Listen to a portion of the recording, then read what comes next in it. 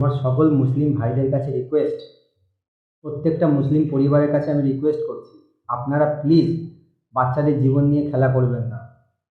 এই যে ভিডিওটা একটা দেখাচ্ছে, আপনারা এটা দেখুন। বাচ্চাটার একটা মুসলমানি করতে গিয়ে বাচ্চাটার পুরুষাঙ্গ কাটা গিয়েছে, তার মাথাটা কেটে গিয়েছে, বাচ্চাটার জীবনটা পুরো নষ্ট।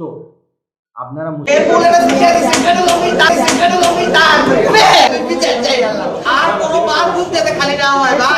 কিন্তু সে ছিল এভাবে, আমি তো এটা আশা করি না, সেভাবে আশা করি না।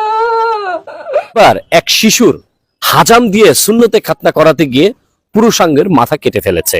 হ্যাঁ দর্শক শ্রোতা, বর্তমানে এই ঘটনা মানে এই যে হাজাম সুন্নতে খাতনা করানো, তারপরে মানে কি বলে মুসলমানের যে বিষয়টা, এটা প্রত্যেকটা মানুষের ভেতরে আতঙ্ক সৃষ্টি হয়েছে।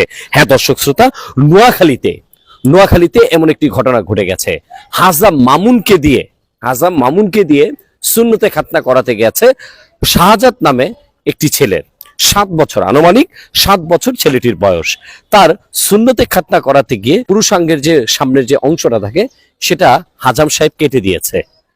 এখন যখন রক্তাক্ত হচ্ছিল, মানে প্রচুর পরিমাণে ব্লিডিং হচ্ছিল, ঠিক তখনই তাকে একটি হাসপাতালে, নোয়াখালী 250 শয্যা বিশিষ্ট সরকারি হাসপাতালে তাকে নেওয়া হয়। সেখানে কর্তব্যরত চিকিৎসক তাকে বলা হয় তার যে পুরুষাঙ্গের যে মাথাটা আছে সেটা কেটে ফেলা হয়েছে। এখন সে হাজাম দিয়ে মুসলমানি বা ডাক্তাররা যদি এইভাবে একটা বাচ্চার মুসলমানির নামে যদি তাকে দুনিয়া থেকে একবারে বিদায় করে দেয়, তাহলে আপনার সন্তান আর আমার সন্তান কি সুন্নতে খাতনা করাবো? আমার মনে হয় না করাবো। কারণ মৃত্যু ভয় কে না পায়, আর সেটা যদি নিজের সন্তানের সাথে ঘটে তাহলে তো কোনোভাবেই মেনে নেওয়া যায় না। আপনারা দেখবেন রাস্তাঘাটে চলার সময় যে এইভাবে অনেক হাজামদের দেখতে পাবেন।